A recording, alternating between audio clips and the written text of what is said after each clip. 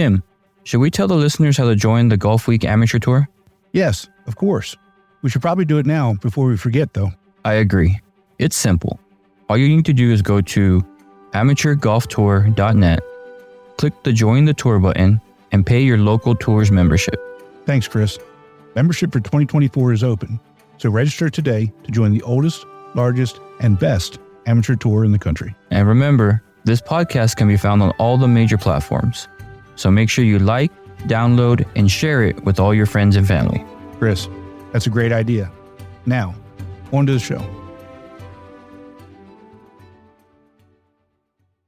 All right, welcome back, Chris. Hope you had a good Father's Day. I did. We had a tournament Father's Day weekend for the seniors. It was great to just go out there and play, not have to worry about tournament style for myself, at least. Then got to hang out with the family. The boys surprised me with some homemade gifts, which is always nice. That's awesome. And how about yourself? How was your Father's Day? It was good. We had a tournament on Saturday, and then a day of relaxation on Sunday, and watching U.S. Open, which you know how I feel about that. So yes, sir. Had a great weekend. But I'm looking forward to this episode. We're going to talk some Father's Day stuff. We're going to talk about a tour director who just qualified himself. As we're more than halfway through the season, so we also have a regional major this coming weekend. So it's we're rolling right along. Yeah, it's been fun. All right, let's go ahead and get started. Let's go.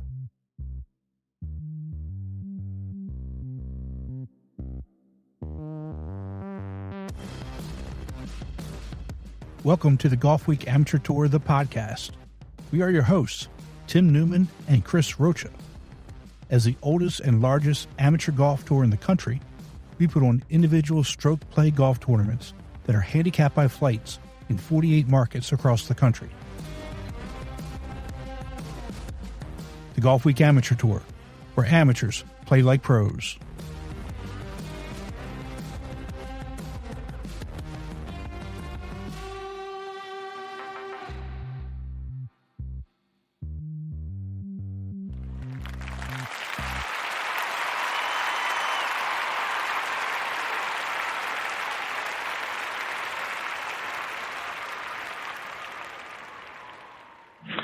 So I actually got into golf because of my dad.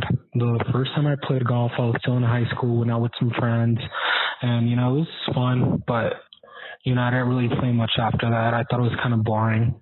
And then my freshman year in college, my dad invited me out to play with his group, and it was hilarious because they had a fake snake, and my dad just kept on pranking the group and the cart girl, so it was too funny.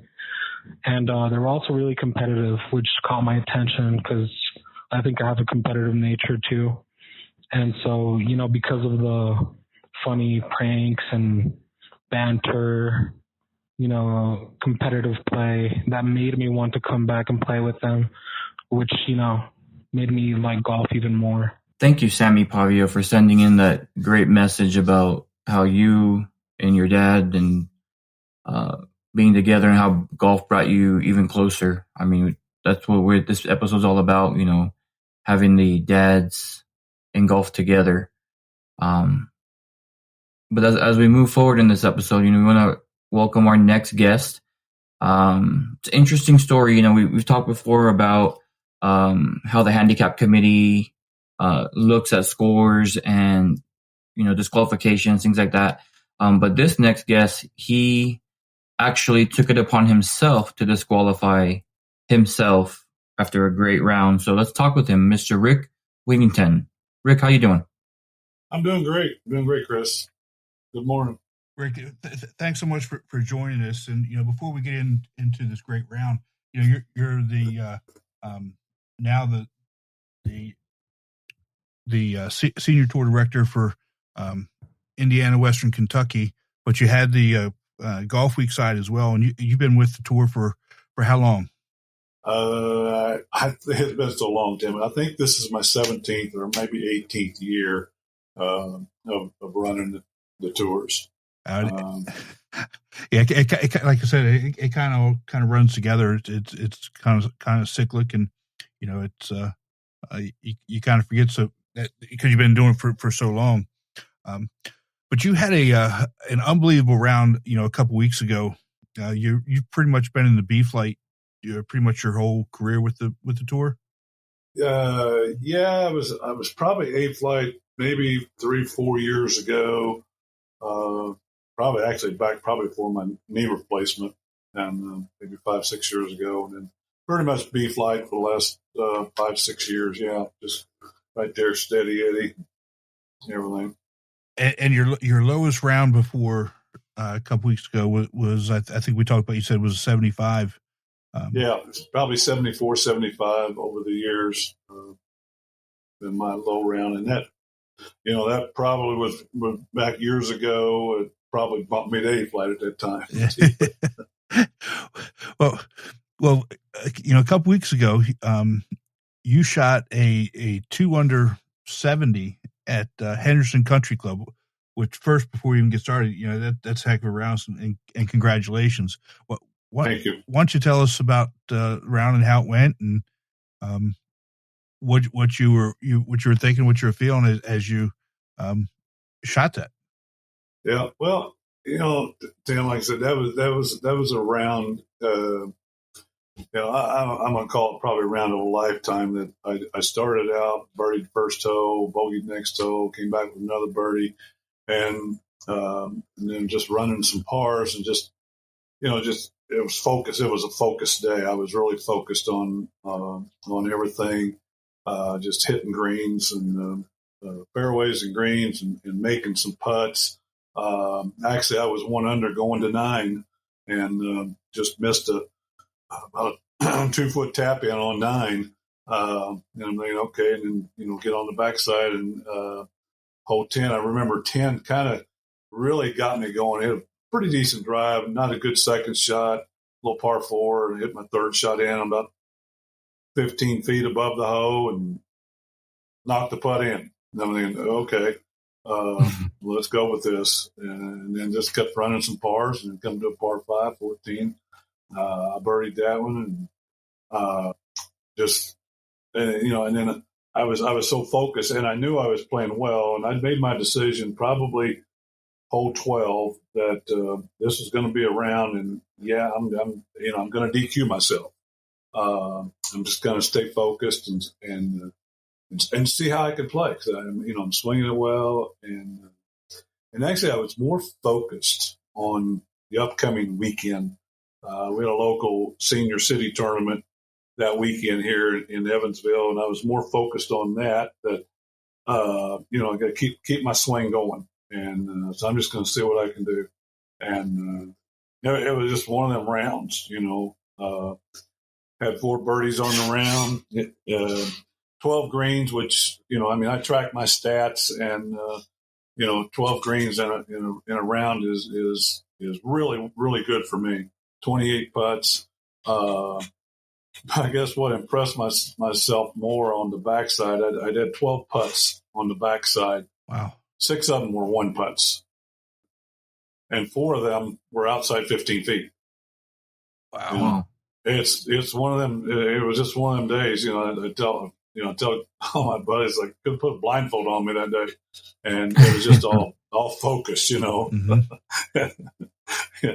And then of course, what was really funny is after a par 3, I think it was 16, a little shot over the lake. I thought I chunked it in the water. It was in the bunker in front of the green. I chunked it out of the bunker. I had a 20-foot putt uphill, and all right, let's just get this close, and it went in. It's like, okay. So I'm walking back to my car, I hear my phone ding, and I look, and it's a text message from Dennis McCormick. Hey, good round. 1 under through 14. You're going to DQ yourself, right? I said, absolutely. I already thought that. So then, so I thought, okay, let's just see what we can do. And he's like, well, keep it going. And then I was really having fun with it. And 18, I topped my drive on 18. It was a par 5. It was not a long par 5, but it's out there. And I topped my drive off of 18. I hit it about 175 yards. And I told Dennis, I said, just top my drive on 18. He goes, I'm going to leave you alone. And he goes, come on, score it. And did a good second shot, and the third shot I hit in there about 4 feet. Oh my goodness! I knocked it in for birdie. Jeez. It's like so it was just one of it was one of them rounds. So as I walk in, we got a thing with all of our guys when the guy shoots well. It's like, move him up. Uh-huh. And they were yelling, move him up. I said, I'm DQ, guys. I'll tell you right now, I'm DQing myself. And they're like, what? Like, yep, I'm out of range. So, so that was kind of my round. It was just it was one of them days that everything clicks. Yeah, I guess for us amateurs, that's the closest we'll be, to being, as Michael Jordan would call it, in the zone. Yes, and you just it just happens. So that's yeah, especially you like you said on 18, you chunk your drive, and you think, okay, this is how it's really going to end. I'm going to have a great day, and this is really how it's going to end. Yeah. And you birdie it. So that to me is it's great. I'm happy as hell for you. Thank you. Because again, it's a round of a lifetime. Yeah. It's just one of them days. The golfing gods were looking over me, and and guys have them days. Everybody has them days. Exactly. Maybe not as well as that one in a tournament. Mm-hmm. But yeah, so proud of it. But it does show. I mean, we talked about it before. Having to run these tournaments and then trying to play is not an easy task to begin with, especially having to look at leaderboard, make sure that there's nobody else we have to keep an eye on, things of that nature. I don't know about you all, but I get text messages all the time about rulings when we play the 2-ball rule anyways, but they want a ruling right then and there. So to be able to do all that plus shoot that score, everything was just clicking for you. It's a great story to hear. Yeah, thank you. Yeah, it is. And actually, I'd got a couple phone calls from guys during the round. It was early in my round. Hey, what tees are we? We're supposed to. We're playing a little combo setup tees to get the yardages correct and everything. And then I was even driving over to another close green and said, "Hey, you guys understand what tees we're playing?" Yeah. So yeah, there's a lot of distractions, as a tour director when you're playing, but it's just, I guess I was blessed that day to stay that focused and shoot that well. Yeah, and Rick, correct me if I'm wrong. It was a couple years ago. I think you were doing a special with a local golf show, and they were following you around with cameras, and you got a hole in one. Your first hole in one. Yes. That was another highlight of my career. We've got a guy that does a local golf show every year, and I've done the show probably 8 to 10 years just to promote the tours, Right. And and usually it's just me and him playing. We're playing one of the nicer courses that are on the schedule. We're talking about the tour and everything. And in that year, he changed the format to what they call golfing the competition, where now you're playing against another player. And it's all TV. They're recording everything. And so that year, I decided, okay, well, we're going to do a tour challenge, amateur tour against the senior tour. And so I got my son-in-law, Jeff Pleiss, who now is running the amateur side. I turned that over to him this year. And so me and Jeff are. And he's doing a great job, by the way. I mean, yes, I know you know that, but he's doing a phenomenal job. He's doing a great job. And he had a good teacher. So we're playing, we're playing against each other. It's just a 9-hole and everything. So yeah, and I got a hole in one on one of the par threes, and that was my first one ever. It was the first one on the show this guy's ever had on the show. It was a fun day. It was a fun day, to get it, on TV.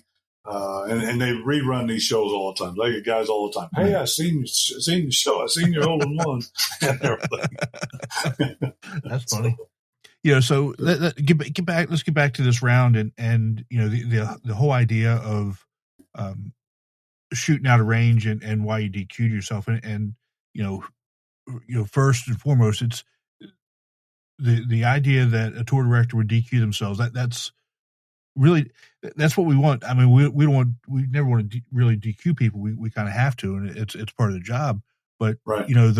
Being that role model of a tour director, just going ahead and doing it right from the get go without having to be talked to or convinced to.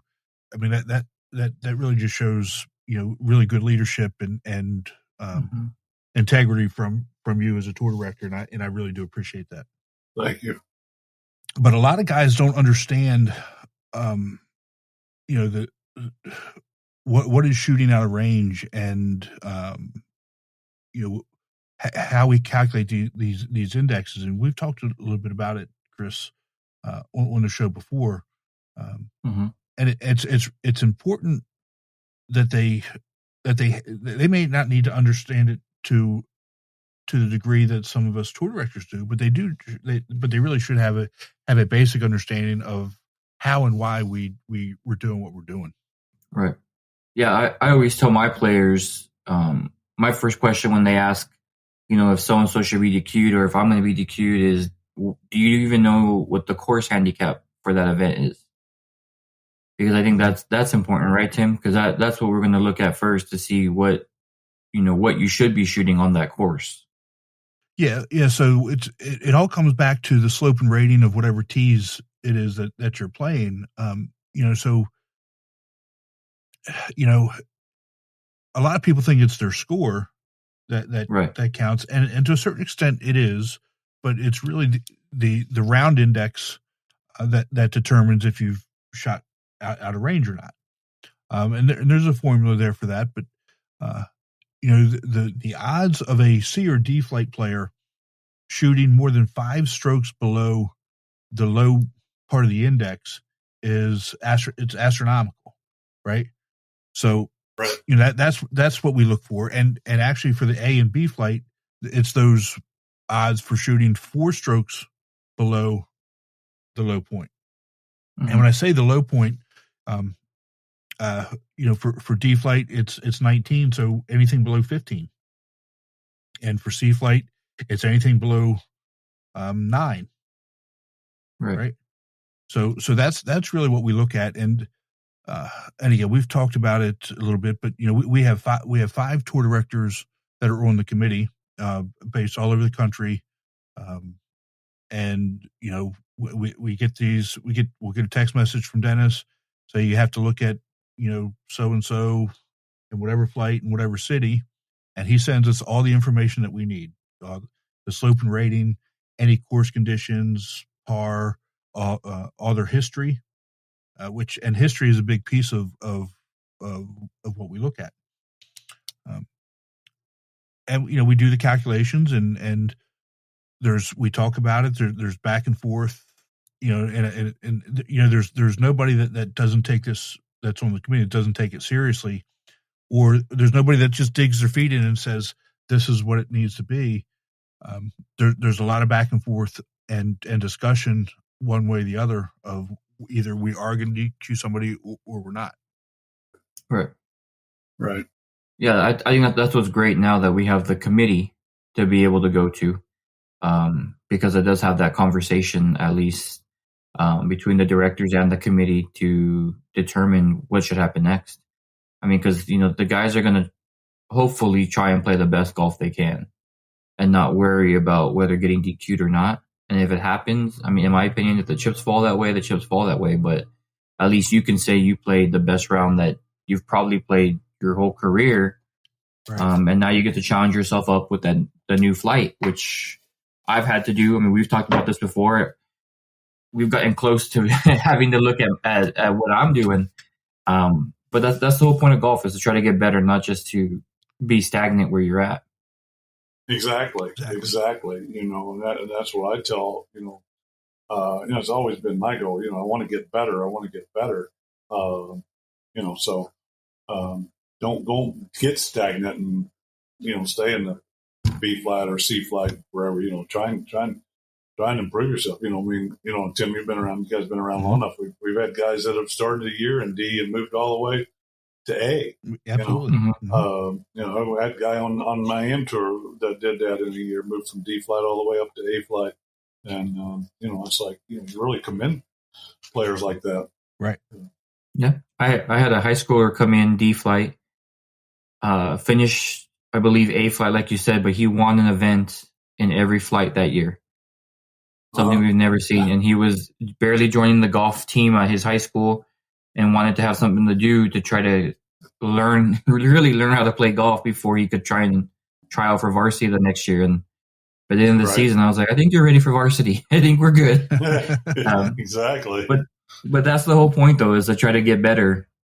And that's what this tour brings, the opportunity to start wherever you're at. We don't care what your handicap is, what your skill level is. We're going to get you with the right people, but give you the opportunity to get better while you're doing it.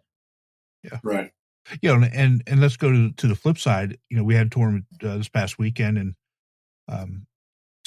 one of my guys said, what does it take to get moved up? And I said, if your handicap falls into the next group, you're automatically moved. And he says, well, what about if you want to move back?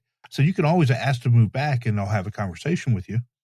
But there are times that I'll go to guys and have a conversation with them and ask them if they want to move back. Let's just say we've got a B flight guy whose index is 18 or 19, and has never shot a B flight index, and say, I'll be happy to move you back if that's what you want. Because we want you to also be competitive and have fun. And if you're not shooting in the range where you think you should be, I want to make sure that you're having fun. And if you want to move back, I'll be happy to do that. So it's not always about moving people up and disqualifying them. It's also, Chris, like you said, helping them find the right flight for them, so that they're also having fun as well as being competitive as well. Oh, absolutely. I've had players in the same situation, Tim, and talk to them. It's like, hey, you could be, you're in B flight, you could be C flight, or even D. And they're like, yeah, I know that, but I want that challenge. Yeah. And that's fine. You commend guys like that. The other thing is we have to take each individual situation as individuals. If you don't have any history and you shoot out of range, more likely than not, you're going to be disqualified. If you have a lot of history and you're out of range, depending on how far out of range you are, like take Rick, for example. Rick's been around for 17 years. Okay. He shot so far out of range. If that had come to the committee, more likely than not, he would have been disqualified anyway, because you're just so far out of range that there's, from a optics and perception position, it's hard to justify how we could not do that, right? Because you also have to, you also have to protect the overall field, right? So it's every situation is different. Every course is different. So, a 70 at Henderson, where Rick shot his 70, is going to be different than a 70 at a different course. So for example, Rick shot a 2 under 70 for an index of 1.1, where, that's really good. Right. Other courses, a 2 under 70 would be a plus index. Mm-hmm. Right. Yeah. So, all 70s aren't the same. All 82s aren't the same. All 87s aren't the same. And then you factor in the whole idea of course conditions. Is it a clear day? Is it lift clean plays? Are you playing bunkers? We have to take all that stuff into account. Well, Rick, now, in case you ever have to disqualify anybody in the future, you can always say, hey, I had to do it to myself. So if you think it's unfair, I'm fair with everybody, regardless of who it is. Exactly. Right. Before we go, do you want to talk about your senior tour? We haven't had a chance to talk about that. Yeah, the senior tour actually, we're having a very good year this year. We've always been one of the smaller tours. I think last year, at one of my better years, I think I had 45 players last year, 46 maybe. But then Indianapolis added a senior tour this year that I lost 13, 14 players to that tour. Mm-hmm. Because I had guys from Indy that played Air Am up there, and so they come down and went and played my senior.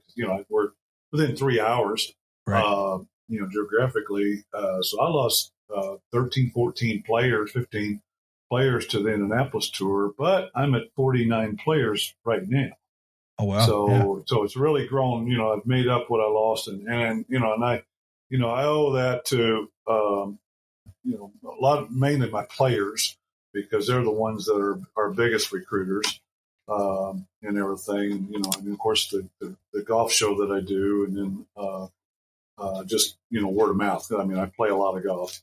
I've got flyers at all the courses and everything as well. So yeah, we're having a really good year this year again. So that's good. What's the best course that you have on the schedule? Our best course, oh gosh, we've got several really good ones. Probably one of the best is probably Sultan's Run in Jasper, Indiana. It's just an outstanding course. They're actually having the senior LPGA tournament end of this month up there. Okay. It's just, it's a really, really nice course. And then another courses I play over towards Louisville and New Albany is Covered Bridge and Champions Point, which were Fuzzy Zeller's courses. Oh, wow. Okay. So really, two really nice. I've got a 2-day major there and everything. So for really, really nice courses. And I added another new one this year down in Kentucky. I did kind of a Western Kentucky swing early in the year for weather-wise, which turned out really a good move. Calvert City Country Club, which is just a really nice course as well. So yeah, got some really good courses that I picked up over the years, and a lot of them, we play every year because pros they know me. We pretty well get done with our event, and they're like, coming back next year, absolutely. Yeah, just book it before you leave. That's the best way to do it. Yep. Yes. Right. Yeah. So you have Sultan's Run coming up on July 15th. Yes. And then you've got your Champions Point and Covered Bridge 2-day coming up at the end of July, the 29th and the 30th. So good luck with those. And again, thanks so much for taking some time with us today. And look forward to seeing you in October. Absolutely. Thanks, Tim. Thanks, Chris. Yep. Thank you. Have a good one. All right, Chris. It's again great having Rick on the podcast. It's hard to find somebody with more integrity. A tour director who shot 2 under from the B flight, and before anything he even got questioned about, he just DQ'd himself. That's kind of the integrity that we're kind of looking for in tour directors. Let's take a quick break and hear from our sponsor, Srixon. A great iron set needs more than good looks. It's got to be fast and got to be pure. But good looks never hurt either. The all-new ZX Mark II irons from Srixon. Yeah, definitely. I mean, it's tough on us when we have to kind of watch everything and see how the players are doing and get ready to do that disqualification if needed. But being able to just come right off the course and know what needs to get done, kudos to him. Hopefully other players understand why we do this and can see some good examples in it. Yeah, and also think about it from your perspective, my perspective as a tour director. When you play, you're running the event, make sure everybody has a good time, make sure everything goes off well. You're playing, and he shot the round of his life at 2 under while he was doing all those things. That's a pretty good day. Oh yeah, it's not easy to do, especially having to look at the leaderboard. We talked about this before. I don't like looking at the leaderboard at all, but having to see where everybody's at and see if I need to address something before the rounds are over. Mhm. It's I mean, you've known I've texted you all the time, letting you know, hey, we need to check on this while trying to play and you wanting to win. And when we do win, though, it's bigger for us. I don't think anybody understands that because what we're doing on the back end as well. Exactly. And truth be told, as you're getting better and better and better, I feel you got a DQ coming in your future very soon. If it happens, it happens. I'm ready for anything. I just want to get better, and that's what's happened.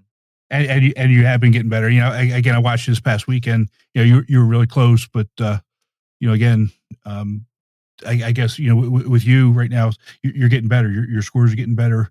And as you're playing under pressure, with a 2-day in that better flight, getting better every round, it's a testament to the work that you're putting into it, which is great. I appreciate it. There's a funny story behind that, but I'll tell you later because you're gonna laugh at that. Awesome. Well, this is the second special episode. With Father's Day, we talk about a lot how fathers are pretty much the ones that get us involved in the game of golf. I really wanted to have a guest or two on that it really kind of epitomized that and what they bring to the tour. And so we've got 5 brothers. We call them the James brothers. I've known 3 of them since 2013, where they came to the first event of the season when I was down in DC in March of 2013. 3 of them came down. So I've known them for 11 years, and to see some of the things that they've been doing and really what they bring to national championship, and I'll let them kind of tell that story. I don't want to let too much out of the bag, but the James brothers are, there's 5 of them. They've been playing for years. I just did the math. They've played as from the 5 of them 661 rounds. Jeez, that's a lot of golf. That's a lot of golf. That's a lot of golf. So let's welcome and I'm going to introduce them in order of age. I know. One probably won't be on. He's on date night, so we can't fault him there. But I'm going to introduce him in order of age, and hopefully I got this right. I've got Charlie James. Yep, I was cut out for a second there. All right, we got Tyrone, who's number 2 in age. Tony James from the Augusta Tour. Yes. Jonathan, he's in Orlando, right, with Tyrone and Charlie. And OJ is we'll consider him the baby in also out of the Orlando Tour. So everybody's from Orlando except for Tony. Tony, I'm not sure they just not letting you move down there, or have you self-selected, say I don't want to go down there? Well, it's too many James down there, so I'll keep it up here. That's awesome.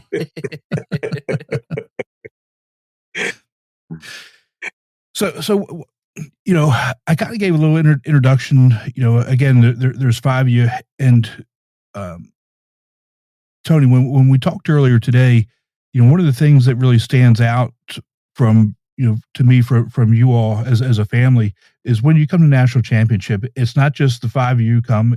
You bring everybody. You bring wives, girlfriends.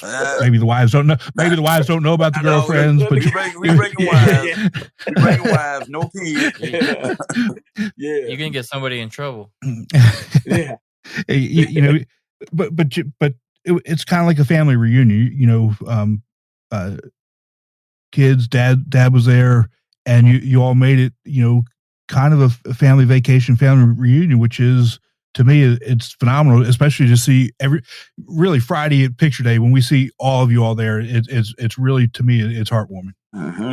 Yes, it is. It really is great. We really enjoy it, and all of us come down. We bring all our wives down there with us. And matter of fact, one time, our dad did pass. We had the whole entire all the family, all the boys. It was 7 boys. And our one sister, she was there too. So we were all down there. Hey, I see Jay there. What's up, Jay? Hey, what's going on, fellas? Hey, Jonathan, it's good to see you. I was just telling everybody, I met you and Tony and Charlie way back in March of 2013 at a tournament in DC. That was your very first tournament on the tour. Yes, it was. Do you remember anything from that day outside of the weather? Well, it's just good to be there and stuff, and enjoying some time with my brothers again. Mm-hmm.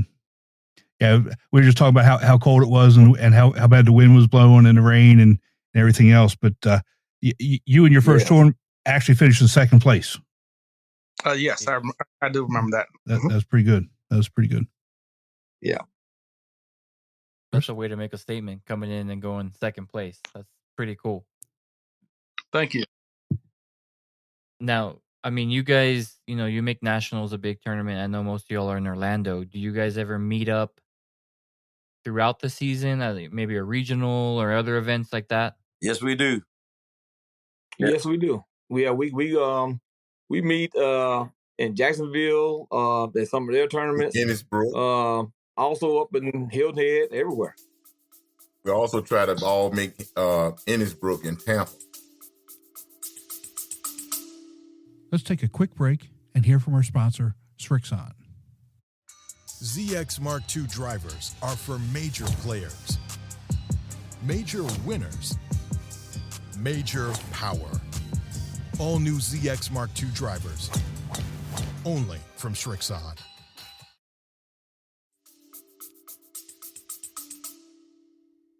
Yeah. Nice.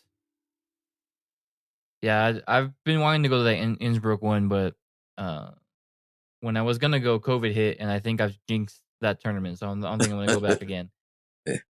Yeah. But no, it's great to talk to y'all about this because, I have a brother, and we do one regional trip a year. Kind of rotate it, and I think those trips, especially if it's just the brothers, brings you a little bit closer because it's like growing up again. Being all in the same area, getting the golf, hang out, and be yourselves. So yes, when Tim told me we were going to talk to y'all, it struck a little chord on my heart because that's what we're about to do in 2 weeks in Missouri, and can't wait to do that. All right, man, that's all right there. That's gonna be have fun, man. Have fun, enjoy. Oh, it will be. Yeah, we're playing Paynes Valley and all of those courses up there, so it's gonna be fun. But being able to see you guys go or hear you guys go to nationals, like almost a family reunion, that's pretty cool. Yeah. Yes. Yeah, be fun. Yeah. Hey, but they we trying to feed me chicken and I ain't eating no more chicken. Mm-hmm. Yeah. Now, we said something. Over 660 events you all played. Any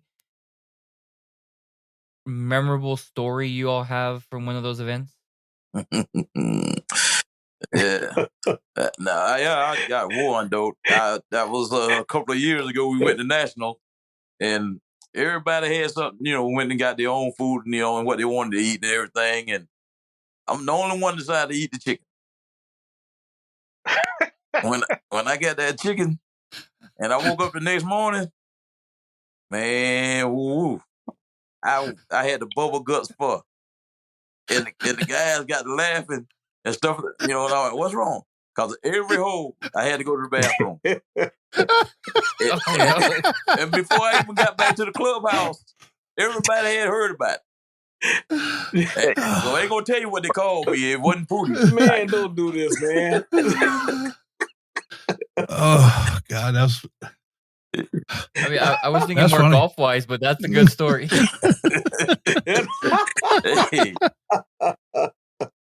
Hey, I think I lost about 20 pounds.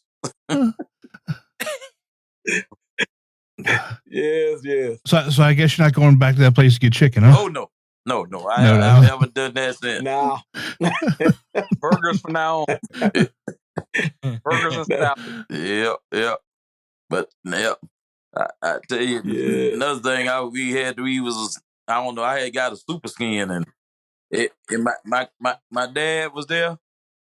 And when I got there, my dad, he was there. He saying, "Oh, you guys, I don't know. Them wives, Tony and them, let them wives know how to get into all that stuff."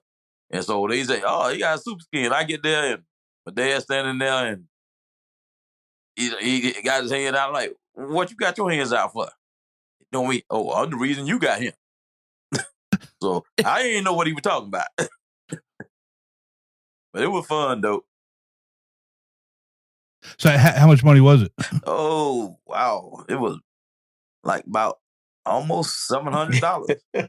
Yeah, I'm sure everybody had their hand out for that. Yeah, that So was the thing here. Mm-hmm. Yeah. Dude. So Tony, you got a story? Yeah. Yeah, I remember now this one here was just my dad. He was up there with me. I was at a tournament playing with Charleston. And me, I was I just started playing the Sea Flight. And I'm playing and the other guys we all playing, we think we playing pretty good. But then there was one particular guy playing with us, and he was hit the ball, and my dad was like, and then we'll do something else, and then he'll hit the ball again and get on the green, and my dad said, Then my dad finally told me and the other guys in our group, my dad says, hey, y'all all right, but that guy right there, he don't hit like y'all.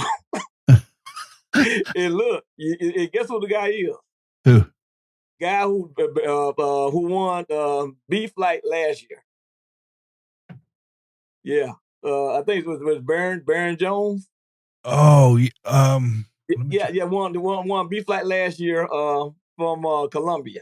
Yeah. I'm saying his name wrong. I know I'm saying his name wrong. Yeah. But yeah, and I told him, I said, yeah, my dad said you don't hit like us. I think it was Byron Johnson. Yeah, Byron Johnson. That's it. Byron Johnson. It. Yep. Byron Johnson. and Byron still talked to me today about that. That's funny. About what my dad said there. That's funny. What was he in the Sea Flight at that point? Yeah, he was in the Sea Flight at that point. Yeah, because he had just started playing with us too, I think. Okay. Yeah, because this was I think it was in 2017. Okay. Yeah, and it was so. I'm like, my dad, you supposed to be here for my support. Nope. But you're telling me about a guy who was gonna hit like me.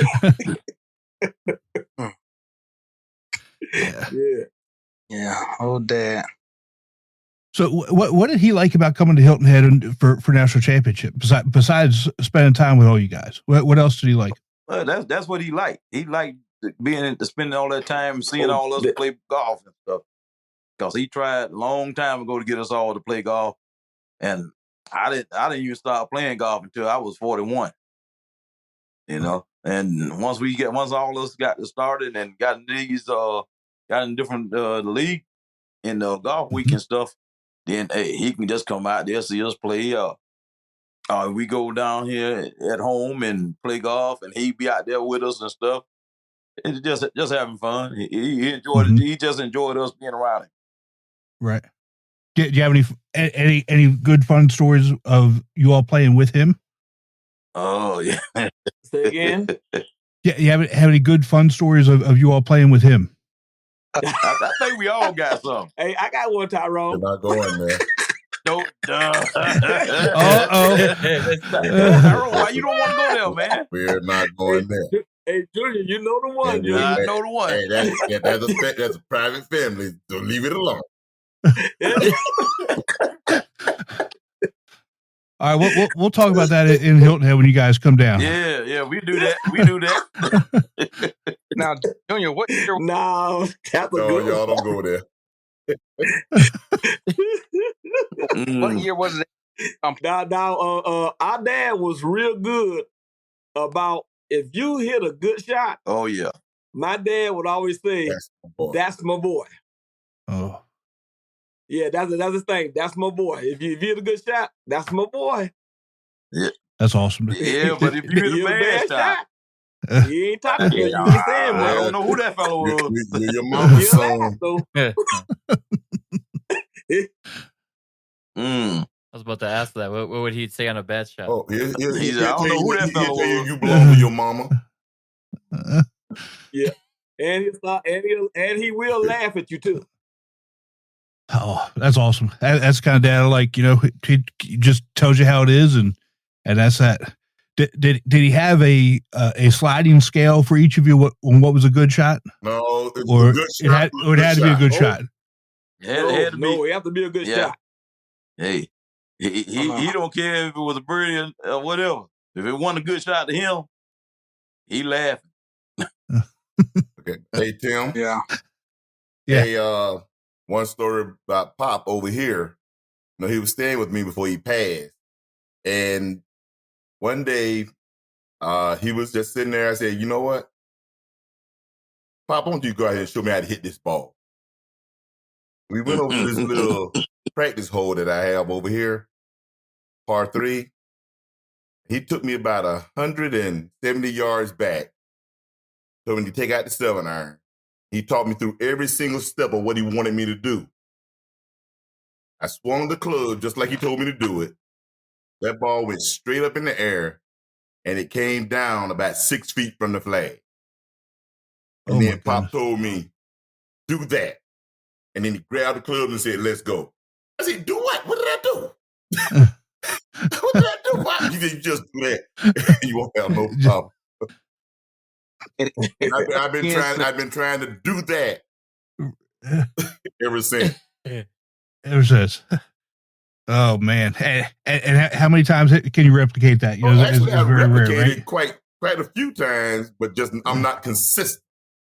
Consistent, right? But every time I play, I got a shirt that says "Do that."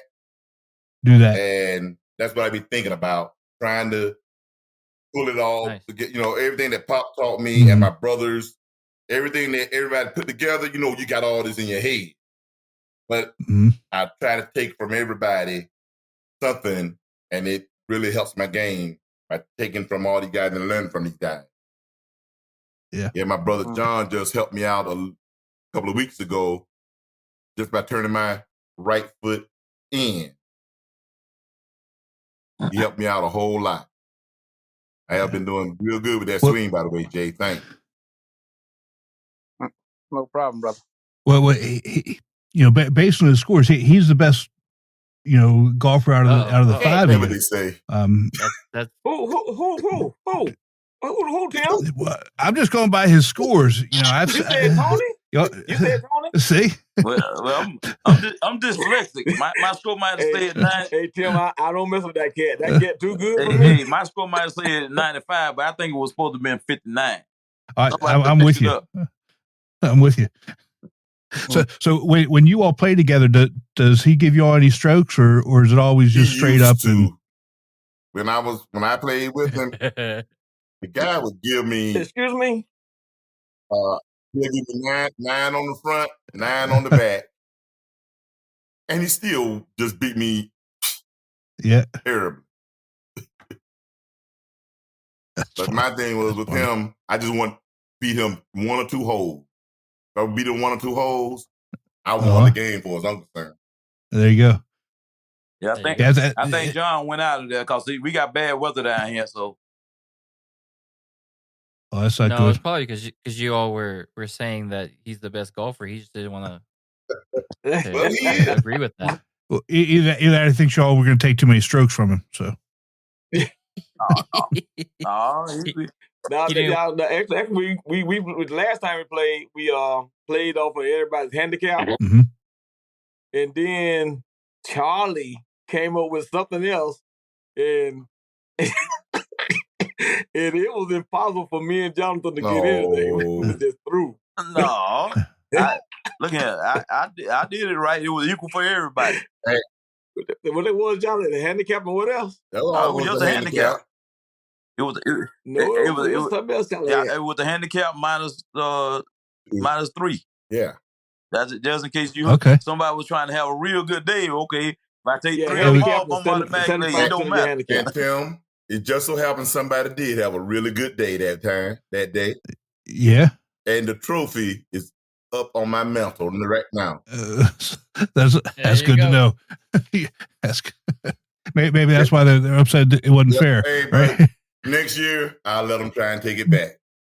Hey, Tim. If it ain't next year, we going by the quarter. Yeah, we got a family trophy. Okay. When did we start? It's a pretty nice trophy. and has Matter of fact, you know what? Hey, I'm gonna walk through my house and I'm gonna go get it. I got the other one because I go get the one that. Yeah, let's see it. Oh wow! Really? Do we need to do that right now? Well, that you know what? That's the way it is. Tyrone, you know they're not gonna be able to see you on the podcast, right? Who that? What? Oh, Tyrone. He's gonna get the trophy. He got it. Yeah, he got the trophy. Look at that. That's a family trophy there. That's basically dad on top. No, we got and what I did when I did it, I put all of our names on there and I put a little writing there. You can't see that, on Tyrone. there. You got to read it to him, Tyrone. Okay. Yeah. All righty here. Read the one, not the names. Read the other one. What I put up there. Okay. It says we didn't have much, but we had family, and that meant a lot to us. So annually, every day, as we and our descendants play during the Thanksgiving holiday, we say thanks for the love through the years. And then the other side says the TJB trophy, them James boys, honoring our father, Charlie A. James Sr., who tried to teach us the game of golf, and our mother, India Mae James Harris, who put up with and supported us all. They were married November 23rd, 1957. Wow. That's awesome. That's awesome. So that's the trophy. Yep. That's awesome. Yeah. And so you do it every Thanksgiving. Well, we do it more. Now we just do it whenever we can all get together at the same time. Once a year while I got it. I'm not giving it up. well, look here. Yeah. Well, we're going to put you out the family. Hey, Tim, okay. I'm not giving it up. I understand. I'm with you. I'm with you. He ain't got no choice, though. He ain't got no choice. Yeah. Well, hey, I'm like that with my brother. You know, he was a good golfer growing up. He was a golfer growing up. And when I was able to finally beat him, it was like, nah, I ain't living that down. You can beat me the next day, but I ain't living the fact that I beat you once. Hey, you gotta enjoy it while you got it, right? You get it to him, Chris. Exactly. Yes, sir. You gotta enjoy every minute of it. Yeah. Yeah. Well, I don't know. He didn't tell you, but I recently had like. Now I tell y'all now, we and Charlie had a few playoffs against each other. Oh. Yeah, and then one in particular. Man, shut up, man. Hey, come on, let me tell the story, man. Tell it. Tony's got all these stories. Well, it was his course. So. We were playing in Augusta, and me and Charlie had to go into we the first playoff hole. You know, we tied the hole. I said, okay. Charlie, let me tell the story, man. You can tell the story. And so the second playoff hole, we were playing up there, and then Charlie hit a bad shot. I ain't hit a bad shot. I hit the ball in the bunker. I was up on the green. Charlie got on the green. I was on the green in 2. Charlie got on the green in 3. Yeah, because I was in the bunker. And the guy that was there was our witness for the playoff. Now listen to what. Now let me finish, Charlie. I told the guy, I said, now you finna know. I told him, now you finna know why I'm a mom and dad's favorite child. And I put the ball right in the hole. Oh man. And I beat that joker that day. Hey, Tim and Chris. Yeah, we had a lot of fun. Look at Tim and Chris. Look at him. But you know what? He can only tell the stories like when he beat me a few times. He don't never tell the stories when I beat him. Why would he? I'm the same way with my brothers. I never tell a story when my brother beat me ever. You forget those stories. Uh-huh. Those aren't important. Oh, y'all get amnesia, huh? Exactly. Oh, okay. Yeah. That's me. Hey, that's what they say. A good golfer forgets his bad shots. So we forget those bad rounds immediately. Yep. All right. So OJ is not here to defend himself at all. Do y'all have any good stories with golf with OJ? Oh my God! No.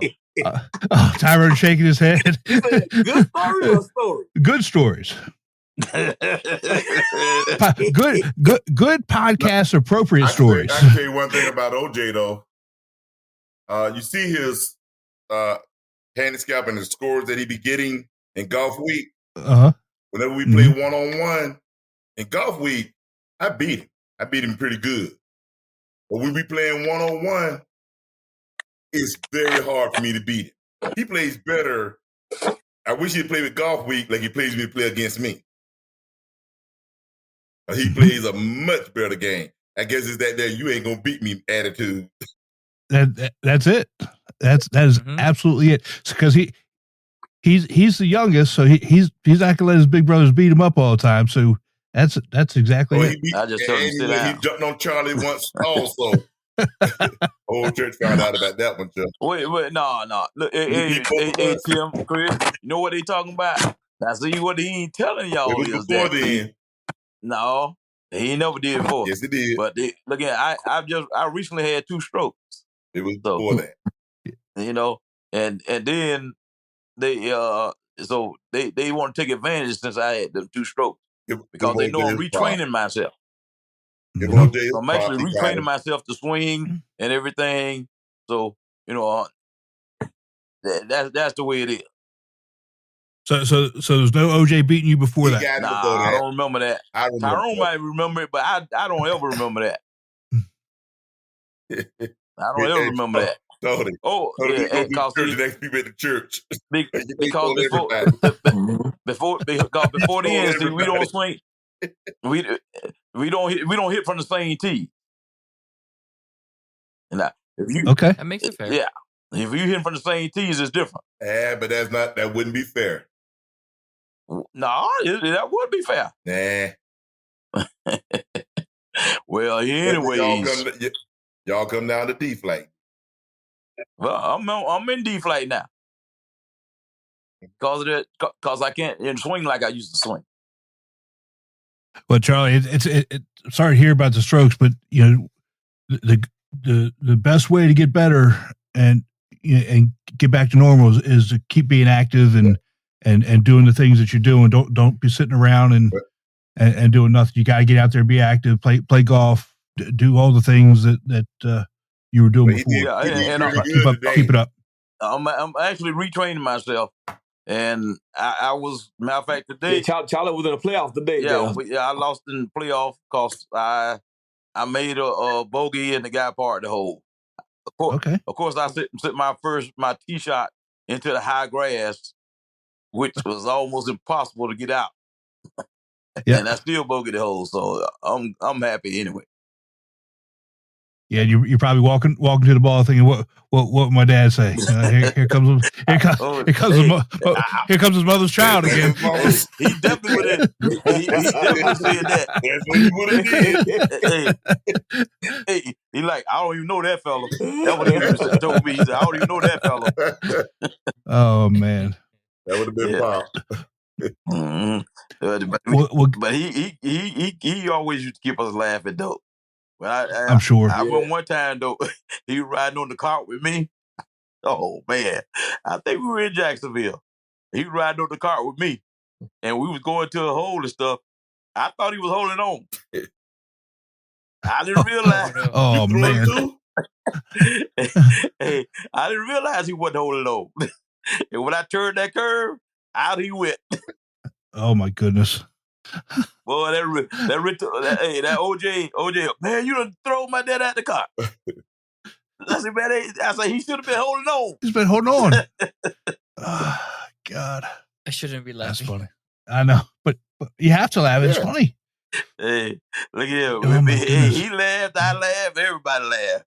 You know, well, I think the only one really wasn't laughing was OJ. All he knew is somebody out of threw his dad out the car. Oh my goodness! Oh, there's John. John back. Jonathan back. Yeah. Hey, John. I knew you got Jonathan back now, Tim. You ain't get a chance to tell him nothing about your adventures with Dad, man.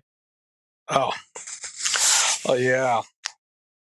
One of my most memorable moments, as a matter of fact, because he never tried to teach me how to golf early. I guess because older sons, he tried with them.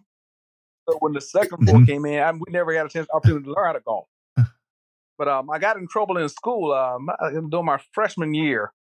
And my dad said, I was out of school for 5 days. He said, wherever I go, you go. And so I had to go to work with him.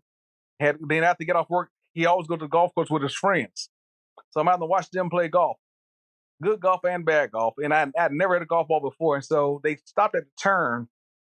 And so I got off, and so I was in the passenger seat. He wouldn't even let me drive the cart.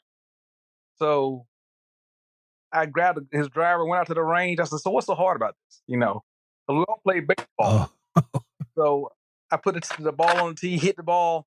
I said, this is not hard at all. Just kept hitting the golf ball and stuff, you know. And one of his friends says, hey, Charlie, he said, your son hit that golf ball.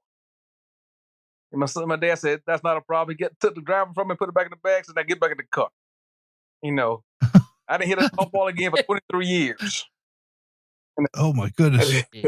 But his thing was, like, I told you don't do anything. Now I didn't want to hit a golf ball. Just sit in the car till I get to me go. But I was in the military, like I said, 23 years later, and I got injured, and I couldn't run anymore. And I came home on vacation. I was like, Dad, I said, I don't know what I'm going to do. I said, you know, I can't run anymore. I just run half marathons. Me and Tony as well. We do a lot of running and stuff. That was our thing. And Dad said, son, just try golf. And I think that's when we all started picking the game up. You know, right? They all trying. You know, I think Junior started trying before I did. But so after that, I mean, the bug bit me, and it's been that ever since. You know, and just try. I mean, and I remember we had I don't know if they told you about the trophy that we have, but when James, Tyrone already showed it. Oh yeah. Well, I remember one year, me and I just came back from Germany, and I won the event. I won the trophy, and my dad said, "Hey, son, it's time for me to go play because the trophy can't leave the country." You know, so we get up and we go out to go play golf, and my mom is with us, is on the cart, and my sister's on the cart with me. And I got him down a couple of shots, and we're going. We just got on the back nine. When you cross over the road, Junior, is that the back nine on Bartow?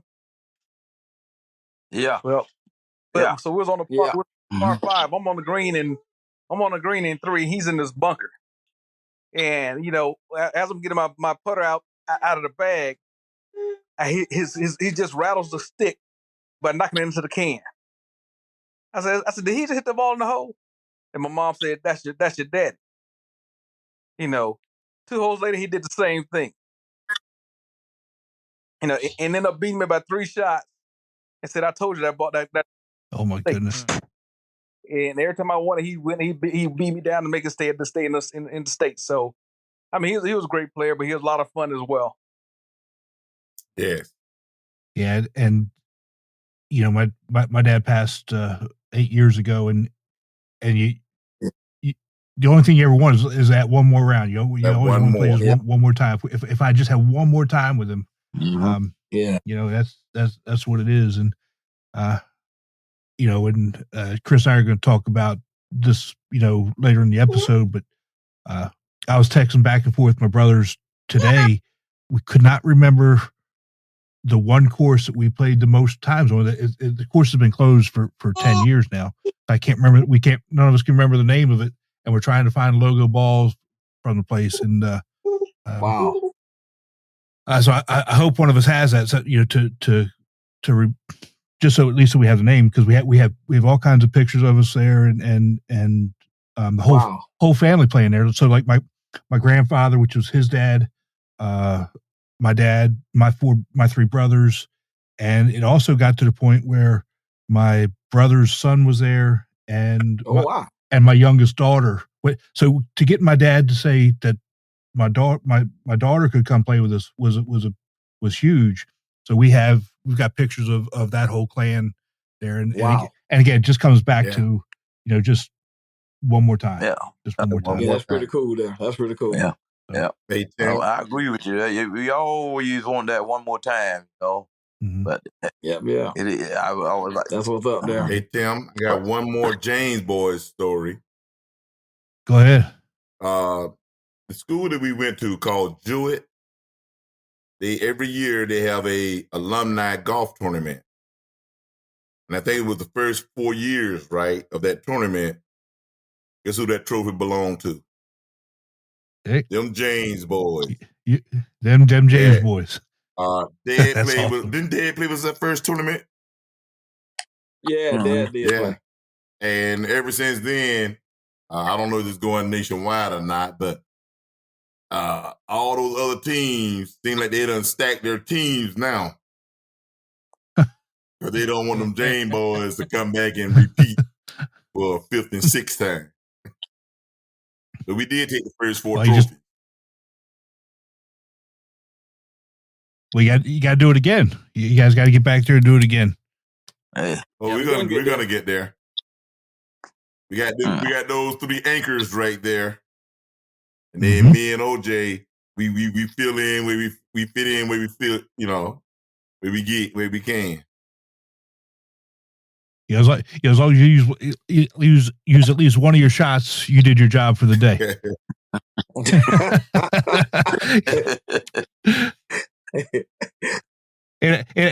And I'm not talking about a shot of liquor. I'm talking about a golf shot. I don't know. You might do better with liquor. Well, guys, thank you so much for spending some time with us. I love seeing you. Can't wait to see you at in Hilton Head in October. And my best to you and your families. Thanks so much. Yeah. Hey, thank you. We appreciate it. And thanks for inviting us on. Hey, this is Mike Webb from the Atlanta division of the Golf Week Amateur Tour. My favorite memory of golfing with my dad was actually today. We played a Golf Week Tour event today in Atlanta at Town Lake Hills Golf Club. And today, being Father's Day weekend, my dad and I both won our flights. He's in D flight and I'm in C flight. And it was probably the coolest experience, father-son wise, of my life, to hoist a trophy alongside my dad in a Golf Week Tour event. That's not the first time we've done it, but together. But for it to be on Father's Day was really a cool experience, and probably something that will maybe be hopefully not, but maybe a once-in-a-lifetime experience. That was Mike Webb from the Atlanta Tour. Mike, thanks so much for sending that in, and I want to congratulate you, both you and your dad, for winning this past weekend. Excuse me. I know it was special having you both win on Father's Day weekend. So congratulations to you both.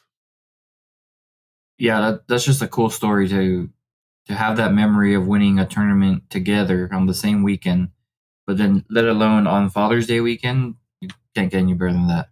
Exactly.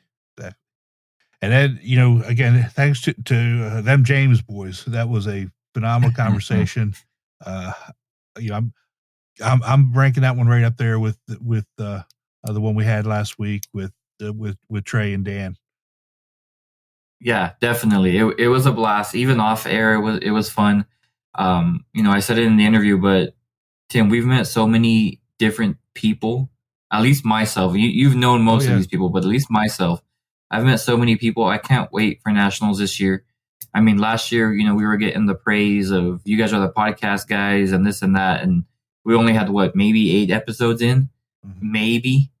Now we're going to be a full season in, and it's going to be a blast to get to put an actual person to the face that we see here on the interviews, and get to talk stories, and hopefully we get some more stories from the James boys, because those are unforgettable.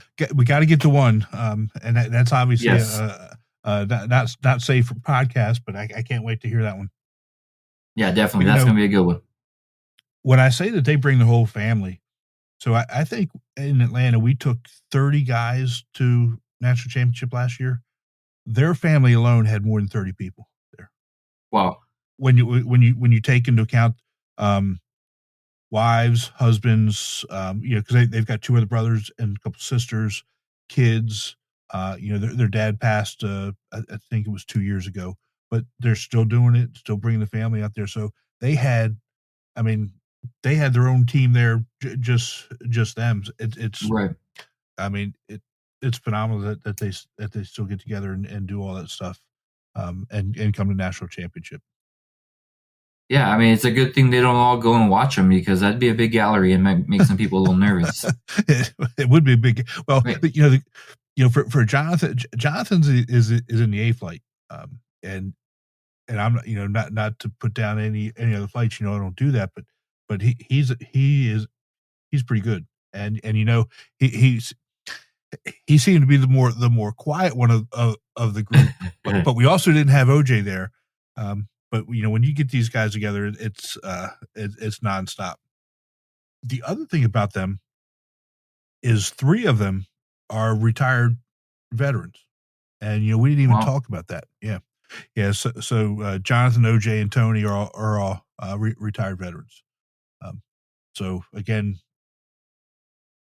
thank them for their service and their friendship, and I can't wait to see them here in a few months. But actually, Tony's right down the road. I'll see him in a couple weeks, and like I said, I've known them. I've known Tony, Charlie, and Jonathan for 11 years. So it's good to see him last night, talk to him, but I can't wait to see them all together in October. Yeah, definitely. It's going to be a blast.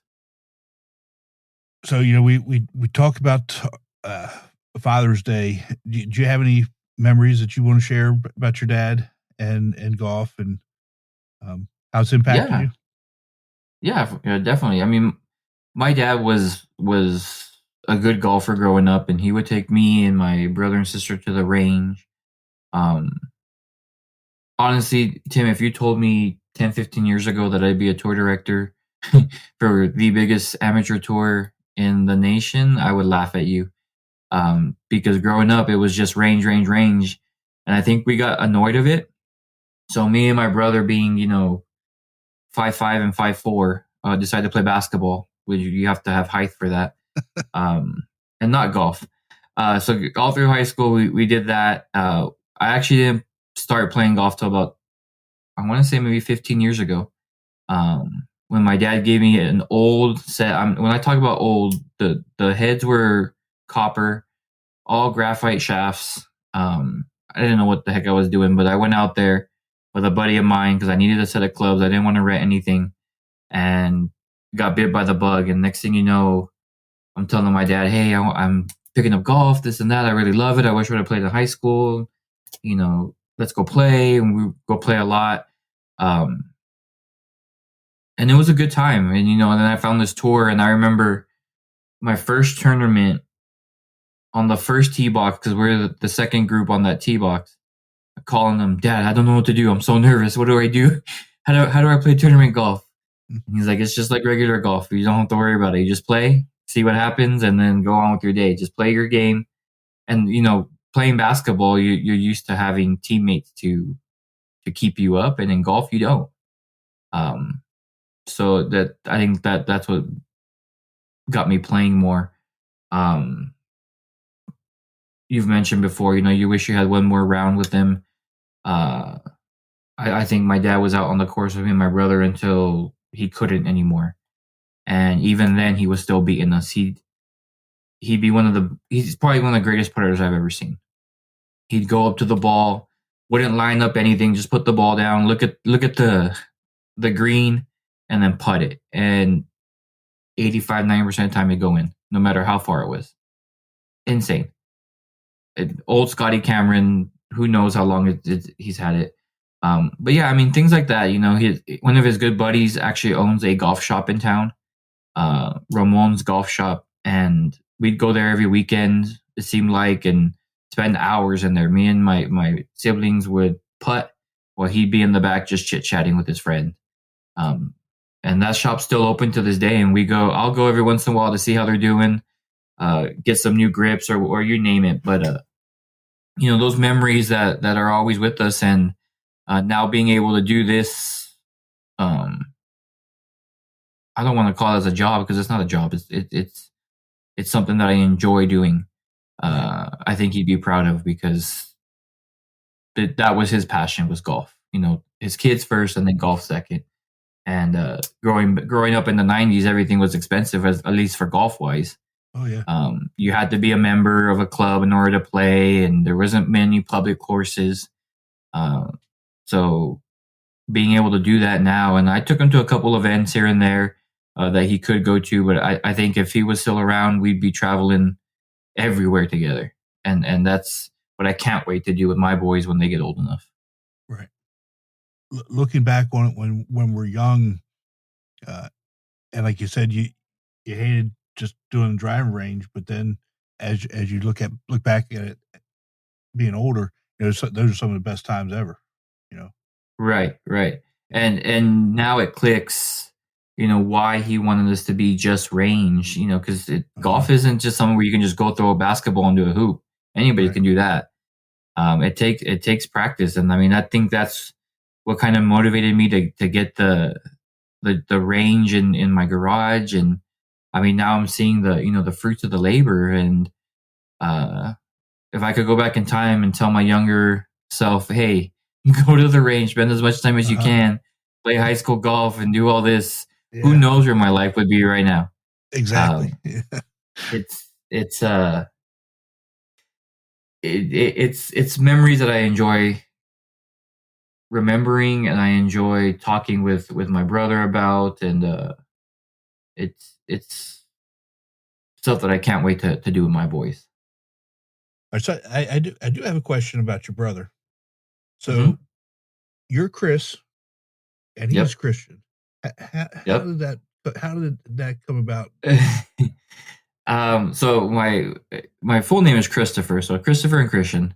The rumor is that my dad wanted to play a trick on anybody who met us as a family.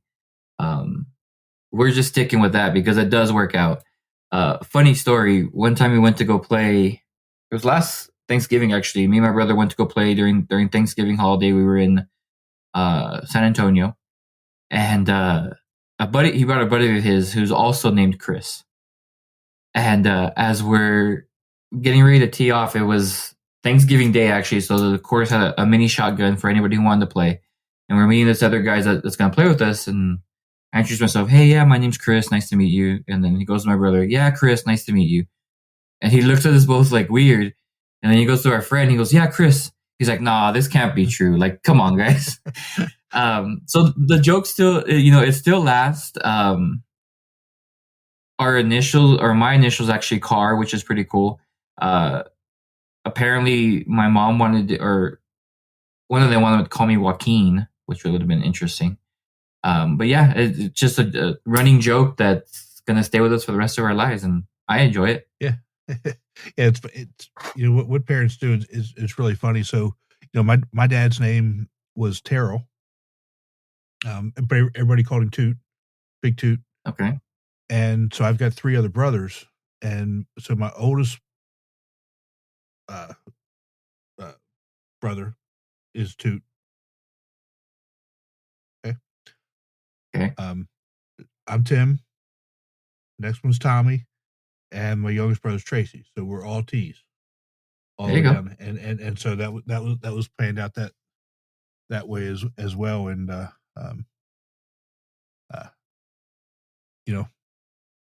it's why parents do what they do to their kids. With some of the things they do. It's funny, but I gave both my boys the same initials. Okay. And my wife was kind of against it until I kind of explained why, and then she was like, "All right, we'll do that." So yeah, we do things that the kids have no idea about, and then as they get older and they start asking these questions, and we explain it to them, they kind of understand what the meaning for it is. But like you said, parents are a little crazy sometimes when it comes to the kids, and at least naming them. Exactly. How about yourself? You have any memories? Oh, I've got tons of them. And I'll just share a couple. Some of my best memories are with us. As a family, the boys, with my dad and my grandfather, which is also my dad's dad. And my grandfather, his name was Snap, and he was a good golfer. I mean, and every time we would play, he would beat everybody. I mean, he would always beat everybody. And I'm talking about shooting in the 70s, and and every time somebody would ask him for a tip, my grandfather would say, "I'd be happy to help you after the round's over because I'm going to take your money." And he was serious. I mean, it wasn't like he was just being a grandfather messing with you. I mean, he was. I mean, that's the way he was. That's probably about the only time that he would not help anybody. Outside of golf, he would bend over backwards, do whatever he could to help whoever. It didn't matter who it was. Right. But right. If we were playing golf, he wasn't helping you with nothing. He wouldn't. I mean, nothing. And so he had they lived in Rehoboth Beach, Delaware, and they had a golf course that we could actually walk to. When he got older, we actually got in the car and drove. I mean, it was like 200 yards away from his door, the clubhouse. And we'd go stay with him. Spent a lot of time in the summer there and just playing golf. And my dad wasn't a very good golfer. And actually, nobody in my family was a really good golfer until I started practicing and playing a lot. And he had a little, and I can't even remember the name. My brothers and I were texting back and forth about it the other day. Can't remember the name of the course. It was in Lynchburg, Virginia. I mean, dog track. I mean, it was nothing. But we would all go. So it would be my dad, my brothers, my youngest brother's mentally handicapped, so he never really played. We would let him drive the cart. My grandfather would be there. So we would play in as a sixsome, right? This is the kind of place that it was. Right. On a weekend, nobody really cared. So it was my dad, the four boys, and my grandfather. So, carts all over the place, balls flying all over the place. But we had such a good time. And then when we had kids, my kids are older than my brother's kids. And my brother has a daughter and a son, and obviously I've got Katie and Beth. And when my brother's son was old enough, my dad said, "Well, okay, he's going to come with us." And I said, "Okay, but we gotta." Beth at the time, Beth played, and Beth was a good golfer, and I'll tell you a little story about her in a second. And he said, "No, it's just the boys, just the men." And after that, I sat him down and said, "Look, this is what you have to understand. Beth's feelings were hurt because she likes golf. She loves playing golf, and she really felt excluded. So one of my favorite memories was when he called her up and essentially invited her to play with the boys. It was she was so happy. Oh gosh. And she only came one time. That was enough for her. That's all she needed. That's all she needed. Time. Yeah. Yep. So, but the fun times we would have together, hitting the ball. So this little dog track, and this was when I was younger, but before I had the kids. It was like they've got a par 3. It's like 130 yards downhill, and I don't know what I'm doing. I pull out a 3-iron, right? First off, who carries a 3-iron, right? I pull out a 3-iron, and I nail it, man. It's probably at the time the best shot I ever hit. 200 yards across the road, hit somebody's house. Oh, so no. The green was like right next to a road, and across the road up on a hill was a house, and I hit at least 200 yards, hit the house. Everybody died laughing. It was hilarious. Oh my god! And then the house probably like, oh, we're in a spot we're never going to get hit. Part 3, exactly. We're safe. It's across the road. What moron's gonna could have hit us. Yeah, we're that good. was good times. That was good times. So, but ultimately, you always want that one more round. Yeah. Yeah, but back to my daughter though. She doesn't really play that much anymore either. But when she was younger, she was pretty good for her age. She went to golf camp at University of Notre Dame, had a good time. She played in one tournament, and it was a school tournament, and she beat the boys. She beat everybody, and the boys gave her such a hard time. She essentially quit playing golf. That stinks. It sucks. So she didn't play. She didn't play for a long time. It was hard to get her to come out and even play with me. It took a while for that to happen, and now being older and where she is in her life, she doesn't play much at all. But yeah, that's kind of what happened to her, and that's another reason why I think that we also need to be better at making this inclusive for everybody. I mean, this is a lifelong game, and to have. I mean, she was in like 7th grade at the time. Not that she would ever. I mean, who knows? It's a game that you can play forever, right? Right. Yeah. Who knows what could have happened? That's a shame to hear. Yeah. I mean, honestly, I want to say it was 2 days ago. Maybe my youngest was like, "Dad, we need to get I want to start putting," but the problem is he's lefty, so I got to find a backwards club for him to use. But yeah, just things like that. Like, hey, I want to start going with you. I want to start playing.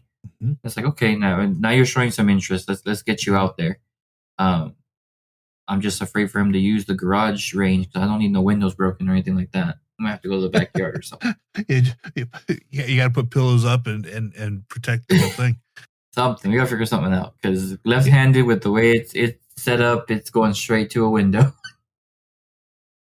We don't need 90-degree shots like the James brothers were mentioning. Like them James boys.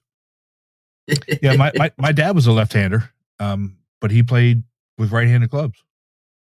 Oh, so because so you got to understand, so he's been 9 years. 9 years has been dead, and he was 75 at the time. So you're talking, 50s and 60s when he grew up, in early 70s. It's trying to find left-handed clubs at that time. It's hard to find left-handed clubs now, but trying to find them, at that time is next to impossible. So, but my dad was a good athlete except for golf, right? I mean, he was phenomenal athlete. He could switch hit. At baseball, I mean, I remember him going to. He played softball. As we were growing up, we'd go to games, and I mean, phenomenal athlete, just not in golf. It's tough to be a phenomenal athlete in golf. If that was the case, we'd be playing on the weekends. Exactly. So, yeah. So we do have a regional this weekend, Low Country Regional at Fripp Island. And in 2 weeks, you're going away to a Big Cedar Lodge. Yes, sir. I can't wait for that. We got everything booked. Not ashamed, but a little sad that we can't have caddies for the other 2 courses for the tournament because I think just hearing the history of the courses and things like that is going to be nice. But can't wait. I'm super excited. Yeah, and we're going to do something live with you out there, aren't we?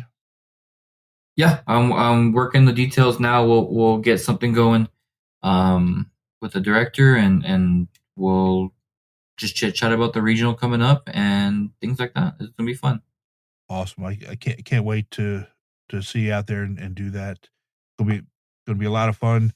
And then right after that, we also have the regional in Myrtle Beach. And like I said, we're more than halfway through the season, and so the points races are heating up. I know membership is still going strong.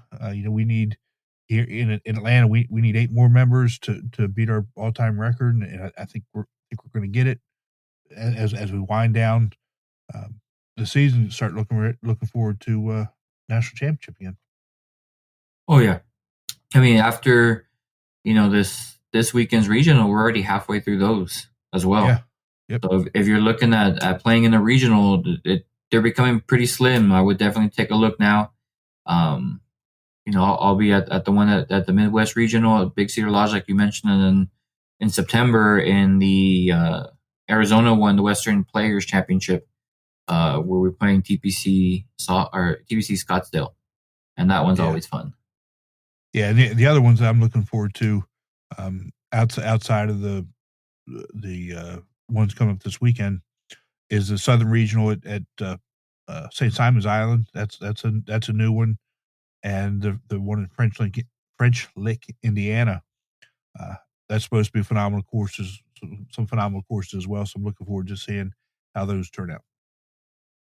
Yeah, that'll be fun. All right, my friend. Hope you have a good 2 weeks, and we'll talk to you when you're out at Big Cedar Lodge. Yes, sir. We'll get that all taken care of. You be safe out there, and we'll talk to you soon. All right, bud. Take care.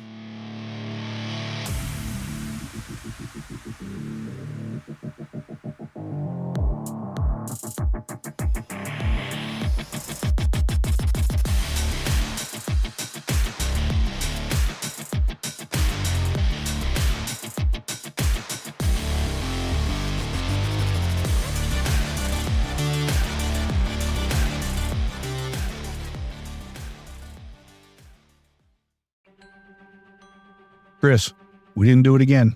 What didn't we do? We didn't say how to join the tour. That's right. It's simple. All you need to do is go to amateurgolftour.net, click the Join the Tour button, and pay your local tour's membership.